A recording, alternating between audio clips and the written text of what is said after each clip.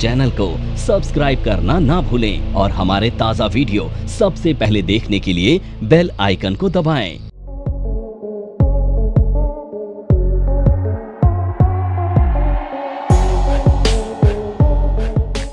हाँ जी, ट्रांसफ़र की डेफिनेशन दोबारा पढ़ी थी आप लोगों ने? ये पीडीएफ जो दिया था आपको, ट्रांसफ़र की डेफिनेशन पढ़ी थी?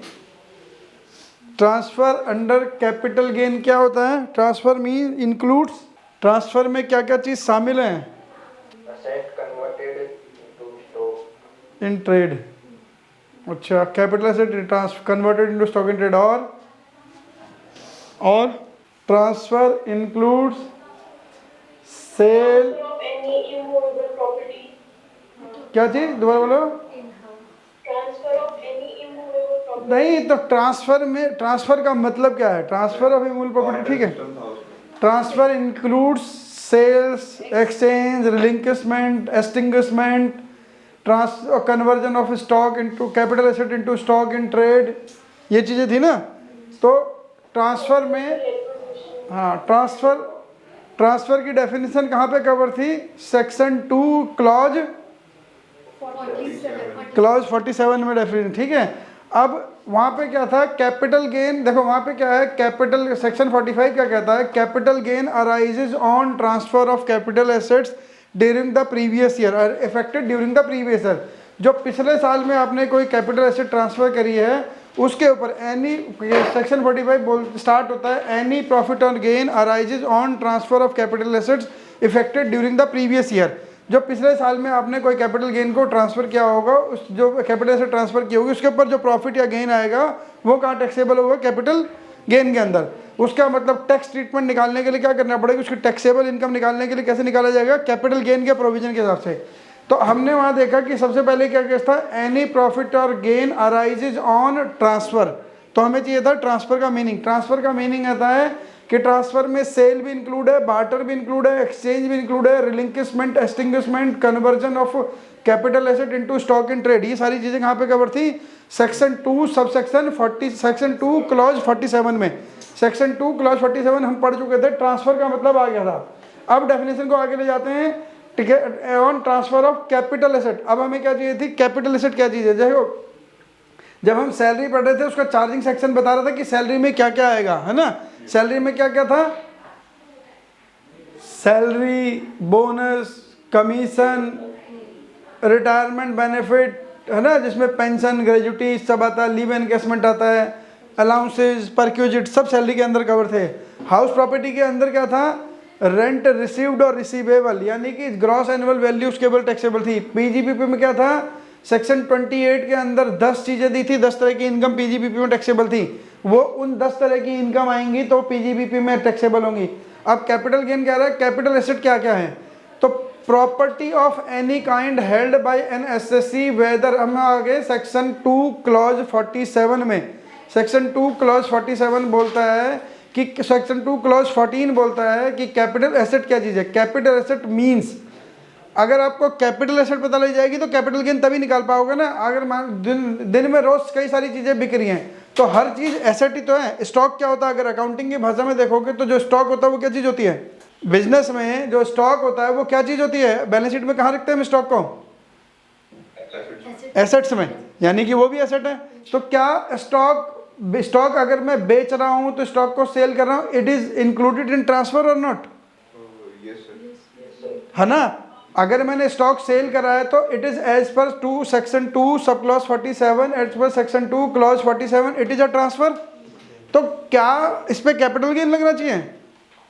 फिर से सुनना, स्टॉक मेरी अकाउंटिंग के हिसाब से करंट एसेट होती है। यहां तक आप मेरे साथ हो, stock is a current asset, ठीक है। अब मैं स्टॉक बेचता हूं तो वो सेल होती है। अगर मैं स्टॉक सेल करता हूं it is as per the clause, as per section 2 clause 47 it is a kind of transfer.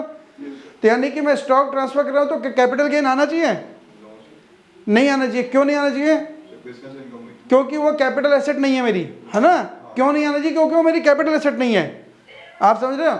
अगर मान लो आपने कार बेची, बिजनेस में एक डेप्रिसिएबल एसेट थी आपके पास कार, एक कार आपके पास पर्सनल भी हो सकती है, आपने कार बेची, car again asset, car sale करोगे तो सेक्शन 2 क्लॉज 47 में ट्रांसफर के अंदर सेल इंक्लूड है, तो क्या कार बेचने पे कैपिटल गेन आएगा या नहीं आएगा?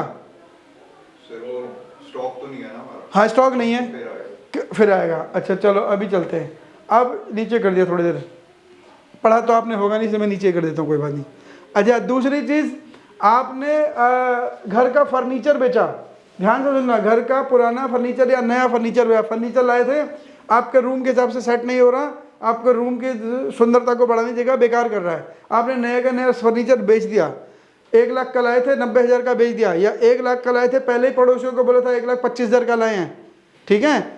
कई बार होता है ना लोगों को आदत थोड़ा बढ़ा के बताने के, 1 लाख का फर्नीचर लाए थे, पड़ोसी ने पूछा कितने का लाए, पहले ही बताया 1,25,000 का, फिर क्योंकि आपके रूम के हिसाब से सेट नहीं हुआ, रूम में जगह नहीं अच्छा नहीं लग रहा था, रूम को और भी बेकार बना रहा था, तो आपने किसी को पड़ोसी को 1,10,000 में बेच दिया। पड़ोसी को लगा अरे 1,25,000 का सामान 1,10,000 में मिल रहा है, अभी 5 मिनट पहले तो लेकर ही आए हैं, तो पड़ोसी के हिसाब से तो उसे 15,000 सस्ता मिला, लेकिन आपके हिसाब से क्या हुआ, 10,000 रुपये का प्रॉफिट हो गया। तो क्या ये कैपिटल गेन होगा या नहीं होगा? वो स्टॉक तो नहीं थे आपका, आप तो घर के लिए फर्नीचर लाए हो ना, स्टॉक तो नहीं है, क्या ये कैपिटल गेन होगा या नहीं होगा? होगा। नहीं, गलत बात बोल रहे हो, डिपेंड करता है कि ये कैपिटल एसेट है या नहीं है। अगर कोई देखो, हर एसेट को, मैंने ऐसा कोई बोला कि हर एसेट को बेचने में कैपिटल गेन आएगा, नहीं, आप इनकम टैक्स को आइसोलेशन में सोचना पड़ता है। आप ये देखो कि कैपिटल गेन कब आएगा, जब मैं कैपिटल एसेट को ट्रांसफर करूंगा। तो अगर जो एसेट का नाम मैं ले रहा हूँ, फर्नीचर हो गया, कार हो गई, या कोई और भी एसेट एज्यूम कर लो, अगर वो कैपिटल एसेट की डेफिनेशन में कवर है तो उसे बेचने पे कैपिटल गेन आएगा। अगर वो कैपिटल एसेट की डेफिनेशन में कवर नहीं है तो उसे बेचने पे कैपिटल गेन नहीं आएगा। याद तक बात क्लियर हुई? कैपिटल गेन कब हो सकता है? जब कैपिटल एसेट ट्रांसफर होती है ना, जब कैपिटल एसेट, तो हमें क्या पता, ट्रांसफर का पता लग गया। ले अब क्या पता लगना है, कैपिटल एसेट कौन कौन सी चीजें हैं। क्या फर्नीचर, अगर मान लो मेरी सेक्शन 2 क्लॉज 14 के हिसाब से फर्नीचर कैपिटल एसेट में होगा तो फर्नीचर बेचने में मुझे कैपिटल गेन हो जाएगा। कार कैपिटल एसेट में होगी तो कार बेचने में मुझे कैपिटल गेन हो जाएगा। मैंने अपना घर बेच दिया, तो घर बेचने पे मुझे रेजिडेंशियल हाउस था वो बेच दिया, बेच के हो सकता है दूसरा लेना हो, नया लेना हो, कुछ भी करना हो, तो अगर कैपिटल एसेट वो घर बेच दिया तो घर बेचने पे कैपिटल गेन आएगा नहीं आएगा, किस बात पे डिपेंड करता, is that residential asset, residential house was a capital asset और नॉट। क्या वो रेजिडेंशियल एसेट जो हाउस था मेरा कैपिटल एसेट की डेफिनेशन में कवर भी है या नहीं है।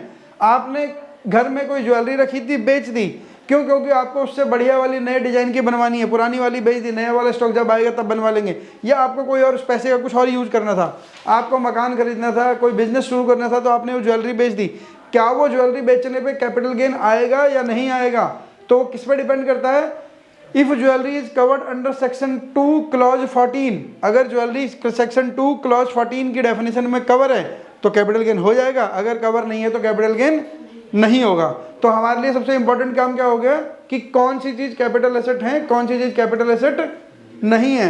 जब कैपिटल एसेट जो अगर ट्रांसफर होने वाली चीज कैपिटल एसेट नहीं है तो कैपिटल गेन नहीं हो सकता, चाहे और कोई इनकम होगी तो बाद में देखेंगे, बस कैपिटल गेन तो नहीं हो सकता। अगर the asset the item which is being transferred, transfer का मीनिंग वही है जो सेक्शन 2 क्लॉज 47 में दिया, if the asset which is being transfer is not a capital asset, then it is not possible to generate the capital gain income, है ना। तो capital gain income भी टैक्सेबल नहीं होगी, जनरेट नहीं होगी। अब कैपिटल गेन इनकम का मतलब इनकम इंक्लूड्स लॉसेज ऑल्सो, किसी एसेट को बेचने पे लॉस भी हो सकता है। मान लीजिए जो फर्नीचर 1.25 लाख का लाए थे वो आपको तो घर में फिट नहीं आ रहा, ठीक है, अब घर में रखोगे तो जगह भी खराब करेगा, तो आपने बोला छोड़, पड़ोसियों को झूठ बोला, सच बोला, जो भी बोला, हम तो इसे 80,000 का ही बेच देंगे। अब आपने 20,000 में लॉस में बेच दिया, तो कैपिटल लॉस होगा कब, अगर वो फर्नीचर कैपिटल एसेट डेफिनेशन में कवर होगा तो, ठीक है। तो लॉस भी, capital gain includes capital loss also. जब हम इनकम की बात करते हैं तो इनकम टैक्स की डेफिनेशन में इट इज एम्प्लॉयड कि we are talking about the positive income and negative income both, किसी भी हेड में हो, बस सैलरी में लॉस अप्लाइड नहीं है ना, सैलरी में लॉस अवेलेबल नहीं होता, सैलरी में इनकम टैक्स मानता है लॉस हो ही नहीं सकता, जबकि उसकी कंसेप्ट गलत है। बहुत सारे केसेस ऐसे होते हैं ना सैलरी पे लॉस होता है ना, वो हमने डिस्कस भी करे थे। सैलरी में आपने अपनी इनकम एक्रूड बेस पर रिटर्न भर दी, जिस कंपनी को आप छोड़ के आए उस कंपनी ने आपके लास्ट महीने की सैलरी नहीं दी तो लॉस हो गया ना। आपने तो ITR में दिखा दी थी इनकम, अब वो डिस्प्यूटेड थी, उसने सैलरी दी नहीं आपको, लॉस तो हुआ। लेकिन इनकम टैक्स ऐसे लॉसेज को कंसीडर नहीं करता, वो कहता है सैलरी में लॉस का कोई प्रोविजन नहीं है। तो अब नहीं है तो जो नहीं है, जो एक्ट है वो एक्ट के अंदर, हम एक्ट के बियॉन्ड नहीं जा सकते। तो बाकी हेडों में लॉस मिलता है, पीजीबी भी मिलता है, हाउस प्रॉपर्टी भी मिलता है, यहाँ पर भी मिलता है। हाउस प्रॉपर्टी में अनरियलाइज रेंट नहीं मिला तो लॉस है, इसे क्लेम कर लो। रेंट नहीं मिला आपको, नहीं मिला तो नहीं मिला, उसे क्लेम करने को मिलेगा आपको। किराए पे प्रॉपर्टी थी, किराएदार खाली कर गया, किराया देके ही नहीं गया, तो that is called unrealise rent, उसकी डिडक्शन आप ले सकते हो आराम से, कोई दिक्कत नहीं। तो अब कैपिटल एसेट की डेफिनेशन चलते हैं। Capital asset clause 2 section 2 clause 14 sub clause A क्या कह रहा है? Property of any kind held by an SSC whether और not connected with his business or profession. कोई भी ऐसी प्रॉपर्टी, हर तरह की प्रॉपर्टी जो किसी एसएससी के पास थी, चाहे वो उसके बिजनेस से रिलेटेड थी या नहीं थी। बिजनेस से रिलेटेड थी या नहीं थी मतलब बिजनेस में क्या कैपिटल से रिलेटेड थी? बिल्डिंग है ना, बिल्डिंग, उसकी ऑफिस की बिल्डिंग, गोडाउन, फैक्ट्री, क्या है वो? कैपिटल एसेट है, प्रॉपर्टी तो है। Property of any kind related to whether held by the SSC whether और नॉट, चाहे वो उसके बिजनेस की हो या ना हो, तो किसी भी तरह की प्रॉपर्टी होगी तो सब क्या आएगी? कैपिटल एसेट के डेफिनेशन में आएगी, ठीक है। दूसरी चीज, any security held by a foreign institutional investor which has invested in such securities in accordance with the guidelines of the SEBI. जिस अगर कोई फॉरेन इंस्टीट्यूशनल इन्वेस्टर है, एफआईआईज कहते हैं इन्हें, स्टॉक मार्केट की भाषा में इन्हें बोलते हैं एफआईआईज, जो विदेशी लोग बोलते हैं, जो इंडिया के बाहर के लोग हैं, जो भारत की एनएससी बीएससी में स्टॉक मार्केट के थ्रू स्टॉक इन्वेस्टमेंट करते हैं, जो बहुत मोटा पैसा लगाते हैं यहाँ पे इंडिया में। देखो हो क्या रहा है, कैपिटल गेन ने क्या करा, इनकम टैक्स ने क्या करा, बीच में करीब 2014-15 के आसपास या उससे भी पहले कहीं इनकम टैक्स ने अमेंडमेंट करी। उसने बोला क्योंकि स्टॉक मार्केट में ट्रेडिंग ना, आम लोगों की स्टॉक मार्केट में ट्रेडिंग की इन्वॉल्वमेंट बहुत ज़्यादा हो रही थी, तो स्टॉक मार्केट इनकम टैक्स ने एक अमेंडमेंट कर दी। अगर कोई इंडिविजुअल बिजनेस में पैसा लगा, स्टॉक मार्केट में पैसा लगाता है और डेली बेसिस पे वो कर रहा है ट्रेडिंग, तो हम उसे स्टॉक मार्केट की इनकम ना मान के, कैपिटल गेन की इनकम ना मान के बिजनेस इनकम मान लेंगे। ध्यान से सुनना, इनकम टैक्स ने अमेंडमेंट करी थी कुछ साल पहले कि अगर कोई इंडिविजुअल स्टॉक मार्केट में ट्रेडिंग करता है और वो डेली बेसिस पे काम कर रहा है ना, डेली बेसिस, सुबह 9 बजे उठ जाता है और 3:30 बजे तक वही लगा रहता है, उसकी डेली इन्वॉल्वमेंट है, मतलब ट्रांजैक्शन और frequency of transaction is lot, बहुत ज़्यादा फ्रीक्वेंसी है, तो हम उसकी इनकम को कैपिटल गेन की इनकम नहीं मानेंगे, उसकी इनकम को हम बिजनेस इनकम मानेंगे। हम मानेंगे कि ये सिक्योरिटी ट्रांजैक्शन का बिजनेस कर रहा है, ठीक है। उसे अपनी इनकम, उसकी जो सिक्योरिटी शेयर्स की सेल परचेज है, उसे पीजीबीपी की तरह माननी पड़ेगी। अब अगर मान लो वही क्लोज एफआईआईज पे लग जाए, देखो शेयर, अगर आप वैसे आपको बता दूं थोड़ी सी आगे की चीज़ें, अगर आप इक्विटी शेयर्स खरीदते हो और बेचते हो और उन्हें आप शॉर्ट टर्म कैपिटल गेन होता है तो आपको 15% टैक्स देना है। इक्विटी शेयर्स खरीदने और बेचने पे अगर शॉर्ट टर्म का कैपिटल गेन होगा तो टैक्स लायबिलिटी इज 15%। अगर लॉन्ग टर्म होगा तो जिस टाइम उन्होंने अमेंडमेंट डाली थी उस टाइम तो long term capital gain exempt था, लॉन्ग टर्म कैपिटल गेन तो अभी टैक्सेबल हुआ है ना, 2018-19 के बाद से टैक्सेबल हुआ है ना। तो लॉन्ग टर्म कैपिटल गेन तो एग्जम्प्ट ही होता था, यानी कि अगर 1 साल से ज़्यादा अपने पास आप इक्विटी शेयर रख लेते और उसके पास कुछ बेचते तो टैक्स लगता ही नहीं था। 2019 के बाद टैक्सेबल हुआ नहीं, तो उससे पहले एग्जम्प्ट होता था। और दूसरी चीज़ क्या नाम लेते हैं, अगर आप क्या नाम उसका शॉर्ट टर्म कैपिटल गेन होता है 15% टैक्स लेता है, लेकिन जो फॉरेन कंपनियां हैं जो इंडिया में बिजनेस करती हैं उनको बिजनेस इनकम पे 40% टैक्स देना पड़ता है। यानी कि और एफआईआईज बहुत मोटी वैल्यू में ट्रांजैक्शन करते हैं स्टॉक मार्केट में, उनका बहुत पैसा लगा होता है। क्यों? एक तो जो मान लीजिए जो यूएस बेस्ड कंपनियां हैं या यूके बेस्ड कंपनियां हैं, उनके वहाँ से 1 लाख रुपए आते हैं, यहाँ 80 लाख होते हैं, है ना। जहाँ पाउंड चलते हैं 90 लाख होते हैं, तो 1 लाख डॉलर लेके आते हैं, 1 लाख पाउंड लाते हैं, वो 80 लाख 90 लाख रुपए की इक्विटी डालते हैं, और वो तो कई करोड़ों में लगाते हैं पैसा। 1-1 लाख रुपए से उनसे कुछ होने वाला भी है तो कई करोड़ों में पैसा लगाते हैं। तो जो उनको इनकम, और वो फ्रीक्वेंट ट्रांजैक्शन भी करते हैं इस मार्केट में, तो यानी कि अगर उनकी इनकम को बिजनेस इनकम मान लिया तो उन्हें कितना टैक्स देना पड़ जाएगा? 40%। तो उन्हें बोला हम तो जाने, तुम अपनी दुकानदारी यहीं संभालो, तुम 40% टैक्स कौन देगा? अपने लोगों से तुम 15% टैक्स ले रहे हो, मेरे से तुम 40% ले रहे हो, और इंडियन कंपनी को बिजनेस इनकम पे 30% टैक्स देना होता है ना। बिजनेस इनकम पे 30% टैक्स है, और इंडिया के जो इंडिविजुअल उनको तो स्लैब पे देना पड़ता है, स्लैब वाइज है ना, 0 से 2.5 से 5 वाला। तो उन्होंने बोला हम वहाँ इन्वेस्टमेंट नहीं कर पाएंगे, हम जा रहे हैं अपना टाइम देगा, तुम दुकानदारी संभालो। तो फिर ये इन्वेस्टमेंट अलग से लाइन डाली गई। अगर कोई फॉरेन इंस्टीट्यूशनल इन्वेस्टर पैसा लगाता है तो वो कैपिटल गेन ही माना जाएगा, रिस्पेक्टिव ऑफ द फ्रीक्वेंसी, कितना वॉल्यूम कर रहा है, कितनी ट्रांजैक्शन कर रहा है, वो कैपिटल एसेट ही मानी जाएगी, ठीक है। तो कैपिटल गेन ही माना जाएगा। अब कोई भी unit held by the foreign investors FII जितने भी स्टॉक मार्केट में, इंडियन स्टॉक मार्केट में इन्वेस्टमेंट करेंगे, उस पर जो भी गेन और लॉस होगा वो कैपिटल एसेट ही माना जाएगा कि कैपिटल एसेट ही बेची है आपने। एनी यूनिट लिंक इंश्योरेंस, हाँ जी सर इसमें सभी मार्केट इंक्लूड है? सब सब सब जो जिसको सेबी कंट्रोल करती है, सब सब सब सब सब। और वैसे भी नहीं नहीं देखो, जो ऑप्शन की इनकम है वो तो इंडिया में भी बिजनेस इनकम है। जो फ्यूचर एंड ऑप्शन की इनकम होती है वो PGBP की इनकम ही मानी जाती है, पहले दिन से ही बिजनेस इनकम है ना। ऑप्शन ट्रेडिंग में जितनी भी इनकम होगी PGBP की इनकम होती है। जो इंट्राडे का ट्रेडिंग होती है वो स्पेकुलेटिव इनकम होती है, वो भी स्पेकुलेटिव बिजनेस ही माना जाता है। बस ये बात हो रही है उनकी जो होल्डिंग लेते हैं और होल्डिंग बेचते हैं, ऑप्शन ट्रेडिंग की बात नहीं हो रही है। हाँ उसकी बात हो रही है। ऑप्शन ट्रेडिंग तो बिजनेस इनकम ही है, पहले दिन से बिजनेस इनकम है वो तो। F&O की जितनी भी ट्रेडिंग है वो बिजनेस इनकम है। और स्पेकुलेटिव बिजनेस होता है जो इंट्राडे में ट्रेडिंग होती है, वो स्पेकुलेटिव बिजनेस माना जाता है, ठीक है। तो और अभी जब हम लॉसेज में आएंगे ना, set of carry forward of losses, तो मैं आपको अलग अलग बिजनेस दिखाऊंगा, फिर अलग बिजनेस भी अलग हो जाते हैं। अभी हम PGBP में 2 ही तरह के बिजनेस पढ़ के आए, एक नॉर्मल बिजनेस पढ़ के आए, दूसरा 35 वाले बिजनेस पढ़ के आए थे। लेकिन जब set of and carry forward पे जाएंगे तो वहाँ पे बिजनेस की कैटेगरी भी अलग कर दूंगा, फिर मैं आपको वहाँ दिखाऊंगा बिजनेस भी कितने तरह के हैं, तो वहाँ बिजनेस अलग हो जाएंगे। तो कैपिटल एसेट में any kind of the property held by the SSE whether और not related to the business of the SSE, चाहे वो बिजनेस SSE के बिजनेस से रिलेटेड हो या ना हो, वो property units held by the FIIs as per the regulation और guidelines made by the SEBI जो गाइडलाइंस अपनाएगा था उसके लिए, तो वो बिना सेबी की गाइडलाइन से कोई सेबी एक्सेस स्टॉक मार्केट ही नहीं कर पाएगा, ट्रेड ही नहीं कर पाएगा, वो तो ऑटोमेटिक है। लेकिन उसने एक्ट में सारी चीज़ों को सेफ्टी लिखी जाती है, तो सेफ्टी के हिसाब से लिख दिया है। और any unit link insurance policy to which exemption under section 10D under sub clause under clause 10D of section 10, यानी कि सेक्शन 10 के 10D में यूनिट इंश्योरेंस लिंक पहले एग्जम्प्ट होता था।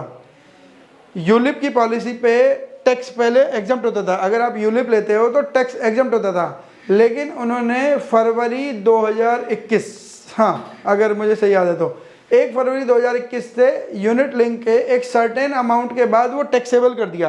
अगर आपने एक सर्टेन अमाउंट से ज़्यादा यूनिट लिंक पॉलिसी ली है, उसमें पैसा इन्वेस्टमेंट करा है, तो अब उसकी मैच्योरिटी टैक्सेबल होगी। तो यानी कि जहाँ तक एग्जम्प्ट है under to which exemption under clause 10D of section 10 does not apply, यानी कि उस लिमिट के बाद वाला पैसा, जितनी लिमिट मेरे ख्याल से शायद 2.5 लाख रुपए की इन्वेस्टमेंट है, अगर 2.5 लाख रुपए तक की इन्वेस्टमेंट करोगे यूलिप में तो आपको एग्जम्पशन है नहीं, उसके बाद वाले पे टैक्स है। वो मैं देख के बता दूं, एग्जैक्टली भी मुझे याद नहीं आ रही यूलिप में एग्जम्पशन कितना है, लेकिन उन्हें अमेंडमेंट डाल दी है, 7 है ना यहाँ पे। अच्छा ये फाइनेंस एक्ट 2021 से आया था, फाइनेंस एक्ट 2021 से इन्होंने डाल दिया था कि क्या नाम थे, अगर आप यूलिप में पॉलिसी में एक सर्टेन लिमिट से ज़्यादा इन्वेस्टमेंट करोगे तो वो ऊपर वाला अमाउंट टैक्सेबल हो जाएगा। तो यूलिप में इन्वेस्टमेंट करने के लिए भी इसकी उसमें भी डेट और इक्विटी का पोर्शन है, वो रेशो भी है, वो रेशो भी ध्यान रखनी पड़ती है। तो यूलिप पॉलिसी में अगर आपने एग्जम्पशन से ज़्यादा इन्वेस्ट करा तो भी यूनिट कैपिटल एसेट मान ली जाएगी, अगर उसे ट्रांसफर कर दिया तो। अब ये क्या कह रहा है, any stock in trade other than security referred in subsection B sub clause B और कंज्यूमेबल स्टोर, यानी कि स्टॉक इन ट्रेड नहीं शामिल होगा ना, स्टॉक इन ट्रेड पे कैपिटल एसेट नहीं होता। अभी मैंने आपको क्या बोला था, अगर आप स्टॉक बेचते हो, आपका बिजनेस है जिस चीज़ का आप स्टॉक बेचते हो, स्टॉक बेचने पे जो सेल होगी, स्टॉक होता तो करंट एसेट है लेकिन कैपिटल एसेट नहीं होता, क्योंकि स्टॉक इन ट्रेड उसमें नहीं है, कैपिटल एसेट डेफिनेशन के बाहर है वो stock in trade. Consumable raw material ये सब स्टॉक कैपिटल एसेट की डेफिनेशन के बाहर हैं, इनमें कैपिटल एसेट नहीं लगेगा, कैपिटल गेन नहीं लगेगा। और क्या है, personal effect, personal effect to the, अब एक मिनट यहाँ पे कहाँ पे डिस्कनेक्ट आया है, अच्छा एनी यूनिट लिंक इंश्योरेंस था बट डज नॉट इंक्लूड, है ना, सेबी के 5th प्रोविजन तक आ गया, जो सेक्शन 10 के जो 5th प्रोविजन जो था, 5th प्रोविजन में जो लिखा है कि इनको ऊपर टैक्स लगेगा यूनिट लिंक पॉलिसी लेने के बाद, उसके बाद ये अगली लाइन आएगी बट डज नॉट इंक्लूड, क्या क्या कैपिटल एसेट की डेफिनेशन में इंक्लूड नहीं है। अभी तक क्या हुआ, any kind of the property, चाहे वो बिजनेस से रिलेटेड है या नहीं, ऐसे held by the SSE whether और not related to the business of the SSE, and ऐसे unit held by the FIIs, और तीसरा क्या था, unit link policy to the extent exemption is not applicable, जिसके ऊपर एग्जम्पशन एप्लीकेबल नहीं है, सेक्शन 10 सब सेक्शन 10D की 10D की एग्जम्पशन नहीं है, बट डज नॉट इंक्लूड, लेकिन क्या चीज इंक्लूड नहीं है इसके अंदर, any stock in trade other than security referred in sub clause B. Sub clause B में कौन सी सिक्योरिटी थी? सिक्योरिटीज हेल्ड बाय FIIs, ये रहा सब क्लॉज बी में, ये वाली है ना, ये वाली सिक्योरिटी छोड़ दो। ये वाली सिक्योरिटी छोड़ के मतलब मान लो आप क्या करते हो, आप किसी फॉरेन इंस्टीट्यूशन ने, किसी FIIs ने इंडिया में एक कंपनी बनाई, उस इन्वेस्टमेंट कंपनी बनाई, जैसे ये ना SMC ग्लोबल हो गया और अलीट स्टॉक हो गया, ऐसे जो इन्वेस्टमेंट कंपनी हो गया, क्या नाम लेते हैं आपका, HDFC का है, उसका स्टॉक मार्केट वाला है HDFC सिक्योरिटीज़। ऐसे किसी ने इंडिया में आके, किसी FII ने इंडिया में सिक्योरिटी कंपनी बनाई, अब वो इन्वेस्टमेंट कर रहा है, बेच रहा है, खरीद रहा है, तो जो उसकी सिक्योरिटी है वो क्या है, उसके लिए स्टॉक होगा, उसका काम ही शेयर खरीदने बेचने का है, लेकिन वो यहाँ पे नहीं है। बट डज नॉट इंक्लूड ये अदर देन क्लॉज बी वाला, क्यों? क्योंकि वो FIIs ने रखी है। अगर FIIs यहाँ पे सिक्योरिटी का बिजनेस भी करता है तो भी उसके कैपिटल गेन ही लगेगा, बिजनेस इनकम नहीं आएगी। और ये लिखा है any stock in trade other than the security referred in sub clause B, ऊपर जो अभी पढ़ गए हैं FIIs ने रखी होगी। यानी कि अगर FIIs यहाँ पे SMC ग्लोबल और आपका एलाइट ग्रो ऐसा कोई बिजनेस खोलता है ना, और क्या आजकल जीरोधा ऐसा कोई कंपनी खोलता है जिसमें वो शेयर्स खरीदने और बेचने का काम करता है, वो तो दूसरों को प्लेटफॉर्म भी दे रहे हैं, अपने लिए भी तो करते हैं वो काम। तो अगर ऐसा कोई काम FIIs कर रहे हैं तो उनका जो स्टॉक है वो भी कैपिटल गेन में ही टैक्सेबल होगा, तब भी बिजनेस इनकम में टैक्सेबल नहीं होगा। अदर देन ये consumable store raw material held for the purpose of business of his, यानी कि अब जो मैं आपको पहले करता, मैंने स्टॉक बेचा, करंट एसेट्स है लेकिन वो कैपिटल एसेट नहीं है। अब यहाँ पे क्या पढ़ रहे हैं हम? एक्सक्लूजन पढ़ रहे हैं यहाँ पे। ये क्या चीज़ कैपिटल एसेट में इंक्लूड नहीं है? But excluded personal effect that is to say movable property, यानी कि ऐसा पर्सनल इफेक्ट जो मूवेबल प्रॉपर्टी है ना, वे including wearing apparels and furniture. आ गया फर्नीचर, यानी कि आप फर्नीचर बेचोगे तो 1 लाख का फर्नीचर 2 लाख में बेचा, कैपिटल गेन होगा नहीं होगा? क्यों नहीं होगा? वो कैपिटल एसेट की डेफिनेशन से बाहर है। मेरा पर्सनल इफेक्ट है जिसे मैं यूज कर रहा हूँ ना, held for the personal use by the assessee or any member of his family dependent on him but excludes, ध्यान रखना, personal all kind of the movable asset जो पर्सनल इफेक्ट हैं, जैसे असेसी खुद यूज करता है, उसकी फैमिली यूज करती है या उसका कोई डिपेंडेंट यूज करता है। बट सर अगर यही फर्नीचर ऑफिस में लगा है तो कैपिटल गेन होगा या फिर नहीं, फर्नीचर तो कैपिटल एसेट ही नहीं है ना, कहीं पे भी लगाओ फर्नीचर कैपिटल एसेट ही नहीं है, ठीक है। पर्सनल इफेक्ट वो असेट जिस कंपनी का है वो उसकी पर्सनल यूज के लिए करे ना, कंपनी तो यूज कर रही है उसे। मान लीजिए इंडिविजुअल ने अपने बिजनेस में अपने ऑफिस में फर्नीचर लगाया तो इंडिविजुअल का बिजनेस उसे यूज कर रहा है। Used by the assessee himself, उसके फैमिली मेंबर और डिपेंडेंट कोई भी यूज कर रहे होंगे, तो फर्नीचर कैपिटल एसेट की डेफिनेशन से बाहर है, ठीक है। Held by the assessee but exclude, लेकिन अब इनको छोड़ दो। अब अभी तक क्या हो रहा था?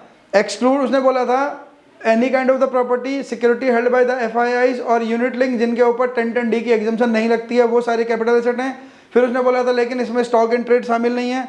फिर इसने बोला पर्सनल इफेक्ट शामिल नहीं है। पर्सनल इफेक्ट में फर्नीचर भी आ गया, कपड़े भी आ गए, वो सारी चीज़ें आ गई जिसे असेसी या उसका डिपेंडेंट खुद यूज कर रहा है, वो पर्सनल इफेक्ट भी इसके अंदर कैपिटल एसेट के अंदर इंक्लूड नहीं है, ठीक है, एक्सक्लूडेड थे।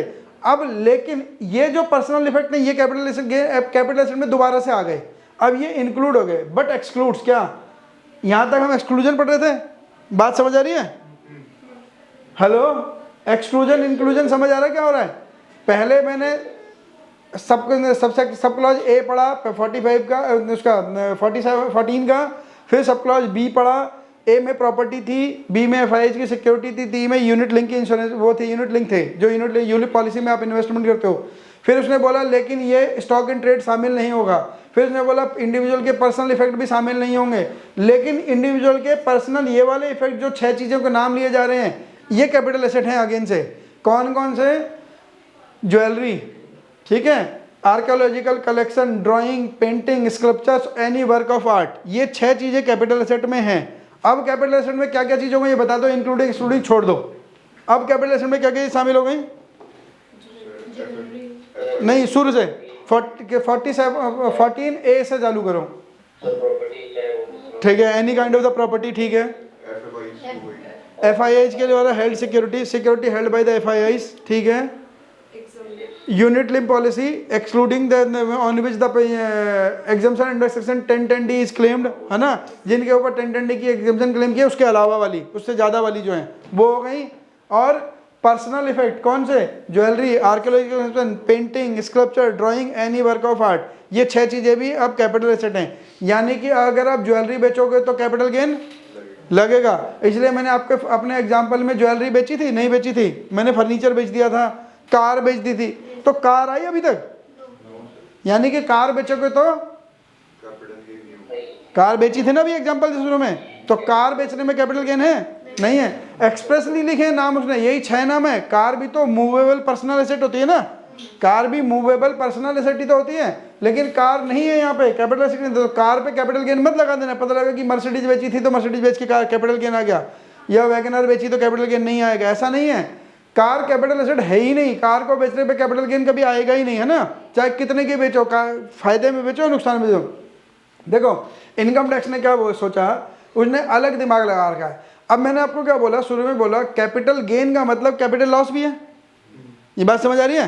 कैपिटल गेन का मतलब कैपिटल लॉस भी है। जब आप एक इनकम, एक हेड से इनकम निकालते हो तो उसका लॉस और इनकम दोनों को क्लब कर देते हो। हमने जब हाउस प्रॉपर्टी की इनकम निकाली थी, जहाँ पे डीम टू लेट आउट का कंसेप्ट लगता था, सेक्शन 20 सब सेक्शन 4 वाला, 23(4) वाला, जहाँ पे डीम टू लेट आउट हो रहा था और आपके पास 2 से ज़्यादा प्रॉपर्टी थी जिन्हें आप वो नहीं कर रहे थे, लेट आउट नहीं कर रहे थे, तो आपको क्या करना था, तीनों प्रॉपर्टी को निकालना पड़ता था कि इनकम, एक बार लेट आउट मान लो, 2 बार बाकी को डीम टू लेट आउट मान लो, ऐसे कर करके निकाल रहे थे। और जिन हाउस प्रॉपर्टी से लॉस आ रहा था उनको भी जोड़ रहे थे, जिनको इनकम आ रही थी उनको भी जोड़ रहे थे, सबको नेट कर रहे थे तीनों को मिला के, तब आपकी एक हाउस प्रॉपर्टी की इनकम निकल रही थी। तो हाउस प्रॉपर्टी की इनकम कैसे निकलती है, लॉस वाले हाउस प्रॉपर्टी को प्रॉफिट वाली प्रॉपर्टी से नेट ऑफ कर देते हैं, तभी तो मेरी नेट इनकम निकलती है हाउस प्रॉपर्टी की। तो ऐसा ही कैपिटल गेन में भी होगा। अगर मान लीजिए मुझे एक एसेट बेच के गेन हुआ है उसी साल के अंदर और दूसरी एसेट को बेच के लॉस हुआ है, तो मैं नेट ऑफ ही तो करूँगा, तभी तो मेरी नेट इनकम आएगी। तो अब जो चीज़ें इनकम टैक्स ने छोड़ दी, क्या छोड़ा, फर्नीचर, कार और भी कोई पर्सनल मूवेबल इफेक्ट, इन चीज़ों को छोड़ गए। अब इन चीज़ों को ध्यान से देखो और बाकी चीज़ों को इमेजिन करो, क्या किसी की रीसेल वैल्यू ज़्यादा होती है? अगर आप कार नई खरीद के भी लाए हो और दूसरे दिन बेच रहे हो तो शोरूम वैल्यू भी मिलेगी आपको वापस? शोरूम वैल्यू भी नहीं मिलेगी, बहुत मुश्किल हो जाएगा शोरूम वैल्यू भी आपको मिल जाए। हर आदमी को डाउट होगा, कल ही कार खरीदा आज ही बेच रहा है, जरूर इस कार में कुछ प्रॉब्लम है ना। फर्नीचर, जो 1 लाख का फर्नीचर आपके घर में सही नहीं बैठ रहा था जिसे आप बेच रहे हो, वो तो कहने की बात है कि 1 लाख का फर्नीचर 1,10,000 में बिक दिया, बिकेगा 1,10,000 में? नहीं बिकेगा। सामने वाले को पता है इसकी मजबूरी है, इसके घर में फिट नहीं हो रहा, ये तो अब औने पौने दाम पे बेचेगा। फर्नीचर मुझे अच्छा भी लग रहा है तो मैं इसे बोलूँगा मैं तो 50,000 ही दूंगा। तो फर्नीचर हो गया। घर की रद्दी, घर का जो स्क्रैप होता है, क्या उसकी वैल्यू बढ़ती है? नहीं बढ़ती। घर का आपका ड्रेसिंग टेबल, फर्नीचर और भी कोई चीज़, पलंग, क्या उसे आप दोबारा बेचोगे तो क्या वैल्यू बढ़ेगी? नहीं बढ़ेगी। घर के बर्तन, बर्तनों की वैल्यू बढ़ेगी? नहीं बढ़ेगी। चांदी के बर्तनों की नहीं बढ़ेगी, है ना। चांदी के बर्तनों की वैल्यू बढ़ती है, लेकिन चांदी के बर्तन कैपिटल एसेट की डेफिनेशन में नहीं है अगर आप उन्हें डे टू डे यूज करते हो तो, ठीक है। चांदी के बर्तन में एक्सेप्शन क्या है, उसमें कोर्ट लिटिगेशन है। कोर्ट लिटिगेशन से सेटल रखा है कि मान लो जो राजा रजवाड़े के खानदान में है उनके घरों में पहले से चांदी के बर्तन चले आ रहे हैं, आज के डेट में अगर वो चांदी के बर्तन बेचेंगे तो वो पर्सनल मूवेबल इफेक्ट के अंदर है और उसको बेचने पे कैपिटल गेन नहीं आएगा, चाहे वो कितने की बेचे। जब उन्होंने कभी खरीदे वो डेफिनेटली चांदी बहुत सस्ती रही होगी, आज चांदी बहुत महंगी है, तो लेकिन अगर आप उन्हें बेचोगे तो उस पर कैपिटल गेन नहीं आता। चांदी के यूटेंसिल्स जो हैं वो उसके अंदर नहीं है। प्लस जो भगवान के मंदिर में पूजा के लिए सिक्के रखे होते हैं, प्लस पूजा की जो थाली रखी होती है चांदी की, उनको भी बेचने पे आपको कैपिटल गेन नहीं आता, वो भी पर्सनल मूवेबल इफेक्ट है, क्योंकि पर्सनल मूवेबल इफेक्ट क्या आती है, यही 6 चीज़ें आती हैं। लेकिन अगर आप चांदी के बर्तन बेच रहे, घर में चांदी के बर्तन है वो बेच रहे हैं, that are not commensurating to your business your income. जो आप अपनी ITR, आप अपनी इनकम दिखाते हो 50,000 रुपये साल की, ठीक है, और चांदी के बर्तन बेच रहे हो बोरों में भर के, तो क्या वो अब आपको इनकम टैक्स से क्या लगता है कि इनकम टैक्स आपको कैपिटल गेन नहीं लेगा उस पर? आप अगर अपनी इनकम के स्टेटस को मेंटेन करते हो, चांदी के बर्तन मेंटेन कर रहे हो, तब तो ठीक है। लेकिन आप कह रहे हो इनकम ही साल में 50,000 रुपये की इनकम है जिस पर टैक्स ना देना पड़े, है ना, वो वाली इनकम आप बना रहे हो, और चांदी के बर्तन कह रहे हो मैंने 50 लाख रुपए के खरीद रखे हैं, तो और उन्हें बेच रहे हो तो आप कह रहे हो कैपिटल गेन मत देना, क्योंकि आपने लिखा है यहाँ पे कैपिटल, चांदी के बर्तन तो यहाँ लिखे ही नहीं है। तो अगर वो आपकी इनकम स्टेटस को मैच करते हैं, आप जस्टिफाई कर सकते हो, देखो मेरी ITR है, मैं खरीद के रखता हूँ और मेहमान आते हैं तो उन्हें चांदी के बर्तन में खाना खिलाता हूँ, डेली नहीं भी खाना तो कोई बात नहीं, मैंने रखे इसलिए हैं, मेरे स्टेटस को मेंटेन करते हैं, मैं इतनी ITR, इनकी इतनी इनकम डिस्क्लोज कर चुका हूँ, तो वो तो ठीक है, उसको बेचने में कैपिटल गेन नहीं आएगा। लेकिन आपकी ITR, आपकी इनकम टैक्स रिटर्न और आपकी इनकम में अगर मिसमैच आएगा तो कैपिटल गेन लग जाएगा उसके ऊपर। वो लिटिगेशन का मामला है, ध्यान रख लेना। ऑलरेडी कोर्ट से सेटल्ड केस है वो, कोई चट्टीयर करके कोई केस था, वो केस लॉ था, उस केस लॉ में सेटल हो चुका है कि उसके इनकम के हिसाब से उसके पास बर्तन चांदी के यूटेंसिल्स नहीं मिले, तो कोर्ट ने उसे अगेंस्ट डिसीजन दिया और उसको टैक्स देना पड़ा कैपिटल गेन इनकम पे, क्योंकि उसने वो ब्लैक मनी से इकट्ठे करे थे ना चांदी के बर्तन। तो अगर आपकी इनकम से कमेंसुरेट करते हैं, इनकम के पैरेलल हैं, आप अपनी इनकम स्टेटस, अपने रेजिडेंशियल अपने स्टेटस को मेंटेन कर सकते हो, उसको मेंटेन करने के लिए वो बर्तन चाहिए, जस्टिफाइबल हैं, तो ठीक है, आपके ऊपर कैपिटल गेन नहीं लगेगा, क्योंकि आप इतनी इनकम दे तो रहे हो, उस इनकम से खरीद सकते हो।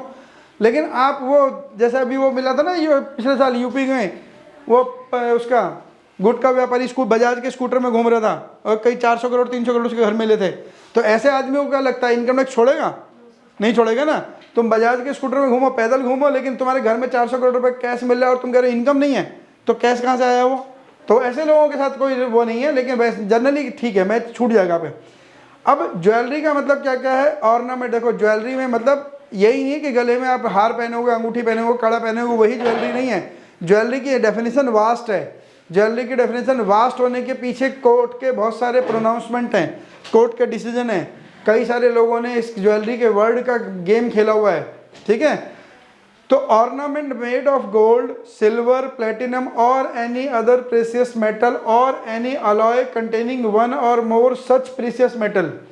ऐसा कोई भी ornament, jewellery means ornament made of gold का बनाओ, चांदी का बनाओ, प्लेटिन का बनाओ या किसी भी प्रेशियस मेटल का बनाओ, और any alloy containing one or more precious metal, या किसी और धातु का बनाओ जिसमें एक से ज़्यादा ऐसी प्रीशियस मेटल लगी हुई इन्वॉल्व हो, वेदर और नॉट कंटेनिंग एनी प्रीशियस और सेमी प्रीशियस स्टोन, चाहे उसके अंदर हीरा जड़ा हो या ना जड़ा हो, हीरा, पन्ना, कोई प्रीशियस और सेमी प्रीशियस मेटल जड़ा हो या ना जड़ा हो, वेदर और नॉट कंटेनिंग, एंड वेदर और नॉट वर्कड और सीन इनटू ए वियरिंग अपैरल। अब अगर आप मान लो आपने एक कुर्ता लिया, ठीक है, आपने वो कुर्ता बेच दिया किसी को, कैपिटल गेन होगा या नहीं होगा? आपने एक कुर्ता खरीदा, कुर्ता कई सालों तक पहना, अब वो कुर्ता एंटीक हो गया आपका, आपने वो बेच दिया, या कुर्ता लेके आए थे बेच दिया आपने, क्या कुर्ते को बेचने पे कैपिटल गेन आएगा? क्यों नहीं आएगा? क्योंकि वो पर्सनल मूवेबल इफेक्ट है, और पर्सनल मूवेबल इफेक्ट में क्या आती है? Jewellery, archaeological, drawing, painting, sculpture, any work of art. Kurta लिखा है यहाँ पे? शर्ट लिखी है? नहीं लिखी। कोट लिखा है? नहीं लिखा। लेकिन कोट में या कुर्ते में आपने डायमंड के बटन लगा के बेच दिए, अब कैपिटल गेन हो जाएगा। ये लिखा हुआ है वेदर और नॉट वर्कड और Swinney into any wearing apparel, चाहे वो किसी कपड़े में सिला हुआ हो या ना हो, अगर आपने उसके साथ प्रीशियस मेटल बेच दिया तो क्या हो जाएगा? ज्वेलरी के अंदर कवर्ड है। अगर कुर्ते में डायमंड के बटन और गोल्ड की चेन लगा के कुर्ता बेच दिया आपने, आप बोलो मैं तो कुर्ता बेच रहा हूँ, तो कुर्ता नहीं बेच रहे हो, असल में आप बेच तो डायमंड के बटन ही और ज्वेलरी वही रहे हो, चेन ही रहे हो, है ना। तो वो अब वो कहाँ जाएगा? ज्वेलरी में कवर्ड हो जाएगा। तो लोग वाग ऐसे काम भी करते हैं ना कि मैंने क्या बेचा? कुर्ता बेचा, कितने का? 5 लाख रुपए का कुर्ता बेचा, 5 लाख रुपए का। क्यों? क्योंकि उसके अंदर डायमंड के बटन और गोल्ड की चेन लगी थी। तो अब आपने असल में कुर्ता बेचा 5 लाख का? नहीं बेचा, कुर्ता नहीं बेचा। तो क्या बेचा आपने? तो आपने कुर्ता नहीं बेचा। अगर चाहे वो कह रहा है उसमें सिला हुआ हो या ना हो, कपड़े में, अगर कपड़े के साथ चीज़ है बेच दी तो कैपिटल गेन ही मान लिया जाएगा। दूसरी चीज़, प्रीशियस और सेमी प्रीशियस स्टोन, वेदर और not set in a furniture, utensil और एनी अदर आर्टिकल और वर्कड और स्विन इनटू ए वेयरिंग अपैरल। अब आपने क्या करा? कुर्सियाँ, सोफा होता है ना, सोफे के हैंडल में डायमंड जड़ दिए, सोफे के हैंडल में डायमंड जड़ दिए, सोफे के बैक में डायमंड जड़ दिए। अब आप कह रहे हो मैं सोफा सेट बेच रहा हूँ, तो क्या आप वास्तव में सोफा सेट बेच रहे हो? तो फर्नीचर में भी अगर आपने कोई प्रीशियस मेटल जड़ के बेच दिया तो भी कहाँ चले जाओगे? ज्वेलरी में कवर्ड हो जाओगे आप। ज्वेलरी की डेफिनेशन केवल ये नहीं है कि जो गहने पहनते हो। अगर आपने कोई, मान लीजिए आपने सोफे के हैंडल पे गोल्ड की प्लेटिंग करा दी, है ना, गोल्ड प्लेटेड सोना है, सोफा है, अब वो बेच रहे हो, तो क्या होगा? सोफा बेचा आपने, गोल्ड प्लेटेड करके जो बेचा है ना, गोल्ड की प्लेट बेची आपने। अगर आपने उस फर्नीचर में कोई भी प्रीशियस मेटल, स्टोन, अलॉय उसमें कर दिया, सेट कर दिया, तो भी वो कहाँ जाएगा? ज्वेलरी के डेफिनेशन में आ जाएगा। तो ज्वेलरी में वो वाला सोफा, वो वाली कुर्सी, वाली पलंग भी शामिल है जिसमें आपने गोल्ड प्लेटिंग कर दी, सिल्वर कोटिंग कर, सिल्वर की प्लेटिंग चढ़ा दी, डायमंड जड़ दिए, अब आप बेच रहे हो।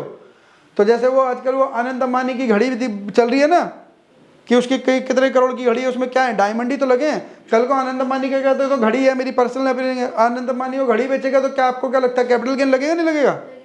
बिल्कुल लगेगा। डायमंड बेच रहा है, वो घड़ी नहीं बेच रहा असल में, है ना। तो वो ज्वेलरी में कवर्ड हो जाएगा, वो ज्वेलरी में कवर हो जाएगा। वो घड़ी तो घड़ी है, टाइम बताने वाली चीज़ तो है, उसके अंदर घड़ी की कॉस्ट कोई है सारी, असल में जो उसमें डायमंड लगे कॉस्ट तो वो वाली है। तो अब वो अगर कल को ये बोले कि मैं घड़ी बेच रहा हूँ और मेरे को कैपिटल गेन नहीं लग जाएगी because it is a personal movable effect, and personal movable effect consist only the personal movement which are categorized as capital asset are only jewelry, archaeological collection, drawing, painting, work of art and sculpture। तो मेरी घड़ी कहाँ है इसके अंदर? बोला घड़ी यहाँ पर है, जाके एक्सप्लेनेशन ए और बी पढ़ लो, है ना, एक्सप्लेनेशन ए और बी पढ़ लो। तो आपने किसी के अंदर सेट कर दिया है उसे, अब तो वो ज्वेलरी के डेफिनेशन में कवर्ड है। क्लियर हो गया ज्वेलरी? अब इस ज्वेलरी के अंदर ना ये सारी चीज़ें लिखने की जरूरत क्यों पड़ी? ये लिखने की जरूरत क्यों पड़ी? क्योंकि इसमें एक केस लॉ हुआ था। केस लॉ क्या हुआ था? यूपी के एक मिनिस्टर हैं, ठीक है, उन्होंने अपने जन्मदिन पे पैसे लिए। पहले क्या था, गिफ्ट एग्जम्प्ट होता था, गिफ्ट पे टैक्स नहीं लगता था, तो सबसे उन्होंने गिफ्ट लिया कैश में, ठीक है, कई करोड़ों रुपए का गिफ्ट कैश में लिया, टैक्स लगता नहीं था, इनकम टैक्स ने टैक्स लगा ही नहीं सकता था। इनकम टैक्स ने पकड़ ली, सर्च कर ली बात की, छापा मार दिया, क्योंकि वो पूरे अखबार में आया था वो तो, कि उसने करोड़ों रुपए का चंद गिफ्ट ले लिया अपने जन्मदिन पे, अपने बर्थडे पे गिफ्ट लिया था, कई करोड़ों रुपए का कैश में गिफ्ट। अब कैश में गिफ्ट लिया, कई करोड़ों रुपए, इनकम टैक्स पहुंचा, भाई ये क्या हुआ? उन्होंने बोला जो मेरे फॉलोअर हैं, जो मेरे समर्थक हैं पार्टी के, उन्होंने मेरे जन्मदिन पे आके मेरे को गिफ्ट दिया है जन्मदिन की। अच्छा, शादी में गिफ्ट मिलता है तो टैक्स नहीं लगता, ध्यान रखना, शादी में आपको कितना भी गिफ्ट मिलेगा टैक्स नहीं लगेगा, ये ध्यान रखना। लेकिन जन्मदिन में है ना, शादी तो उसकी आज तक नहीं हुई, शादी पे जन्मदिन के कैसे हो जाता गिफ्ट? तो जन्म और शादी हर साल कोई होती है, जन्मदिन तो हर साल आता है ना। तो जन्मदिन पे कई करोड़ रुपए का कैश गिफ्ट लिया, इनकम टैक्स ने पकड़ा, केस करा, कोर्ट तक मामला गया। कोर्ट में उन्होंने बोला जी मेरे जो अनुयायी हैं, जो मेरे पार्टी के समर्थक हैं, उन्होंने जो मेरे उसको सपोर्ट करते हैं, मेरे दल को, उन्होंने मेरे जन्मदिन पे गिफ्ट दिया है। तो कोर्ट ने बोला पूछ लो भाई, क्रॉस वेरिफिकेशन कर लो इनकम टैक्स वालों को। बोला, इनकम टैक्स वाले गए उनके पास, पहले उसी के पास गए, बता भाई किस लिस्ट दे, किसने दिया। तो उन्होंने लिस्ट बनाई लोगों की, ABCDFY ऐसे लिस्ट बनाई, और सारे लोगों को बोल दिया तुम्हारे पास इनकम टैक्स वाले आएंगे, उनको बोलना मैंने गिफ्ट दिया था, कैश में दिया था, पूछेंगे कहाँ से दिया था, बोलना एग्रीकल्चर इनकम से आई थी मेरे पास। क्लियर है? तो उन्होंने वही वाली बात हो गई, रटी रटाई लाइन थी। तो इनकम टैक्स वाले पूछे उन लिस्ट के वजह से, जहाँ जहाँ नाम और एड्रेस थे, सबने बोला हाँ जी कहाँ से? Agriculture income. कहाँ से? Agriculture income. एक को बोला तेरे पास तो खेत ही नहीं, तो बोला मैंने पट्टे में लेके पैसा दिया था, मैंने खेत पट्टे पे ले रखे, खेती करता हूँ, एग्रीकल्चर इनकम बेचता हूँ, एग्रीकल्चर इनकम एग्जम्प्ट है ना, तो एग्रीकल्चर इनकम वैसे भी मिलती कैश में, बेचा, उससे मैंने अपनी लीडर को दे दिया पैसा। ठीक है, इनकम टैक्स बोला gift in cash exceeding ₹25,000 from a person is taxable. अगर एक आदमी से 25,000 से ज़्यादा का टैक्स गिफ्ट लोगे कैश में तो टैक्सेबल हो जाएगा। मतलब अगर 4 आदमियों से 1 लाख रुपए लोगे तो टैक्सेबल नहीं है, लेकिन अगर एक आदमी से 26,000 रुपए कैश में गिफ्ट ले लिया तो टैक्सेबल होगा। अमेंडमेंट डाली है इनकम टैक्स ने सेक्शन 56 में, 56 आता है इनकम फ्रॉम अदर सोर्स में, तो 56 में अमेंडमेंट डाली इनकम टैक्स ने कि अगर आप एक आदमी से 25,000 से ज़्यादा का कैश गिफ्ट मिलोगे तो आपके लिए सारी इनकम टैक्सेबल हो जाएगी। यानी कि 25,000 तक इनकम पे कैश गिफ्ट पे टैक्स नहीं है, 50,000 ले लिया तो टैक्सेबल हो जाएगा, 26,000 ले लिया तो पूरे 26,000 टैक्सेबल हो जाएंगे। तो अगले साल जन्मदिन आया, सबसे 25,000 रुपये ले लिए, क्यों लूँ मैं 25,000 से ज़्यादा है ना, सबसे 25,000 रुपये ले लिए। फिर वही समस्या, इनकम टैक्स फिर पहुंच गया, उन्हें बोला क्यों ले रहे हो भाई साहब, 25,000 रुपये दिए मेरे उन्होंने दिए, समर्थक उन्होंने सपोर्टर ने दिए, फिर से कई करोड़ों रुपए अंदर, कुछ नहीं हो पाया, कोर्ट से सेटल है, कोर्ट से केस जीत का ये पार्टी है ना। 25,000 रुपये तो मैंने इनकम टैक्स में लिखा है ना, 25,000 तक मैंने 25, एक भी आदमी दिखा दो जिससे 25,000 से फालतू लिया उस पर टैक्स नहीं देना। मैंने किसी से भी कैश 25,000 से ज़्यादा नहीं लिया, वही लिस्ट बनाई गई, वही कहानी दोबारा, फिर एग्रीकल्चर इनकम, खत्म कहानी।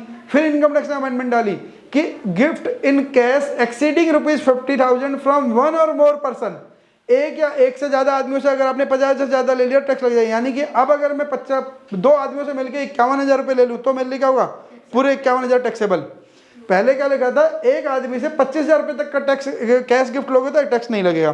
तो उन्हें कई लोगों से 25,000, 24,000, 20,000, 24,000, 25,000, 30,000 ऐसे लिस्ट बना ली, पैसा आ गया, कई करोड़ रुपए का पैसा वाइट, गिफ्ट की इनकम है, बैंक में जमा कराऊंगा, जो मर्जी यूज करूँ क्योंकि टैक्स फ्री इनकम है।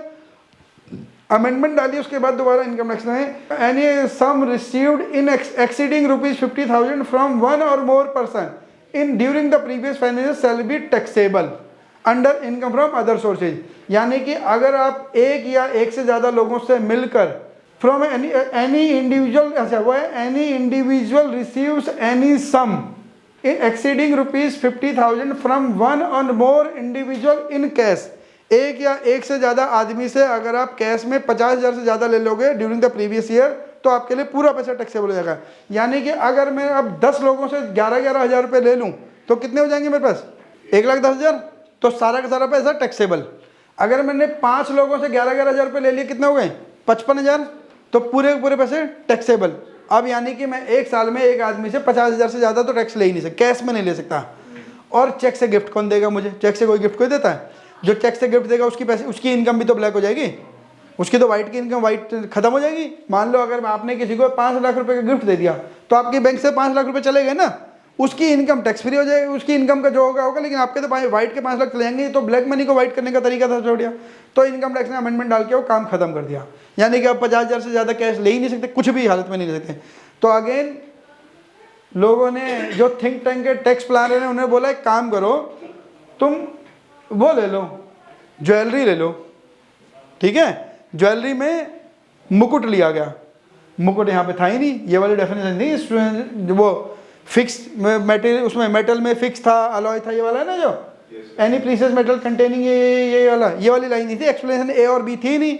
तो उन्होंने क्या लिया? मुकुट। अगले जन्मदिन पे कई करोड़ों रुपए का मुकुट, क्योंकि ज्वेलरी की डेफिनेशन मुकुट था ही नहीं। ज्वेलरी की डेफिनेशन वही वाला ऑर्नामेंट मानते थे, गले वही जो कड़ा, चेन, अंगूठी, कुंडल वही हो गए, वही मानते थे। तो मुकुट इसके अंदर था नहीं, तो मुकुट पे फिर अगेन कुछ नहीं कर पाया, इनकम टैक्स हाथ पीट के रह गया।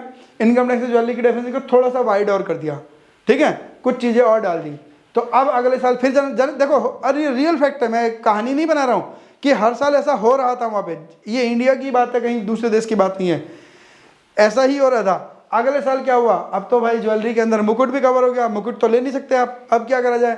तो उन्हें बोला एक काम करो, ज्वेलरी में ना बुलियन इंक्लूड नहीं है, सोने के बिस्कुट ले लो, गोल्ड की ब्रिक ले लो, बात खत्म, बुलियन नहीं इंक्लूड नहीं है। तो अगले साल उन्होंने क्या लिया? बुलियन ले लिया, ब्रिक ले ली सोने की, फिर जन्मदिन मनाया गया धूमधाम से, फिर ले ली, क्या दिक्कत है? तो जब तक इनकम टैक्स अपने आप को सुधारता है तब तक कोई आदमी दूसरा रास्ता निकाल लेता है। मैं आपको ये समझाना था। तो इनकम टैक्स को ये डेफिनेशन इसलिए वास्ट करनी पड़ी। अभी भी यहाँ पे पूरी डेफिनेशन नहीं है, ज्वेलरी के अंदर इंक्लूड बुलियन भी है इसके अंदर, अब है ना, यहाँ बुलियन वर्ड है नहीं ना अभी तक, तो लेकिन अब ज्वेलरी के अंदर बुलियन इंक्लूड है ना। तो जहाँ एक्ट में पूरी डेफिनेशन लिखेंगे वहाँ ज्वेलरी इंक्लूड्स बुलियन भी है, तो अब बुलियन भी नहीं ले सकते थे, ठीक है। लास्ट अटेम्प्ट बचा था, लास्ट अटेम्प्ट बचने के बाद इनकम टैक्स सेक्शन 50 से चला था 56 में, 56 to 10 पे आ गया वो लास्ट में, मतलब इतने सब सेक्शन इंसर्ट करता रहा वो हर साल। अच्छा, उसको भी याद नहीं आ रहा कि मैं एक ही बार में सारे कर दूं। वो भी जैसे सोने का मुकुट लिया तो सोने का मुकुट यहाँ डाल दिया, बुलियन लिया तो बुलियन यहाँ डाल दिया, उसे भी समझ नहीं आ रहा कि मैं इस डेफिनेशन को वास्ट कर दूं तो एक ही साल में काम अटक जाता ना। नहीं, वो भी मजे ले जा रहा है, पब्लिक भी मजे ले जा रही है, दोनों मजे ले जा रहे हैं। अब लास्ट में क्या बचा? उन्होंने डेफिनेशन में डाल दिया, if any individual receives any sum exceeding ₹50,000 in cash is taxable, तो ऑलरेडी डाल चुके थे। और any if any individual receives any sum or in cash or kind whose fair market value is exceeding 50,000, यानी कि अगर आप कोई ऐसी चीज़ ले लेते हो, कोई इंडिविजुअल, अभी भी इंडिविजुअल है, ध्यान रखना, इंडिविजुअल एचयूएफ की बात हो रही है। अगर कोई इंडिविजुअल एचयूएफ ऐसी चीज़ ले, मान लीजिए मैंने अपनी नेता को कोई लैंड दे दी, ठीक है, लैंड दे दी जिसकी स्टैम्प ड्यूटी वैल्यू है 1 लाख रुपए और मैंने दे दी 40,000 में। स्टैम्प ड्यूटी और fair market value cash consideration में कितने का फर्क है? 60,000 रुपये का। अगर उसका फेयर मार्केट वैल्यू यानी स्टैम्प ड्यूटी वैल्यू, कोई भी आइटम दे दो, उसकी फेयर मार्केट वैल्यू और कैश कंसिडरेशन में 50,000 से ज़्यादा का डिफरेंस होगा तो टैक्सेबल हो जाएगी इनकम, गिफ्ट में चला जाएगा। 50,000 से ज़्यादा ले नहीं सकता, कैश और काइंड हो गया वहाँ पे। तो कैश और काइंड था और इंडिविजुअल एचयूएफ था। तो अब की बार उन्होंने क्या करा, एक काम करा टैक्स प्लानर ने, तो यार अब देखो, आप 50 कैश ले नहीं सकते 50,000 से ज़्यादा एक साल में, गोल्ड की आइटम ले नहीं सकते, बुलियन हो गई, ज्वेलरी हो गई, कोई फर्नीचर वगैरह ऐसा कुछ काम आप कर नहीं पाओगे, ये सब इसके अंदर कवर हो गया। तो लास्ट में उनके पास क्या बचा? उन्होंने क्या काम करा? उन्होंने कहा एक काम करते हैं, हम ट्रस्ट बनाते हैं और सारे लोग ट्रस्ट में डोनेशन देंगे अब।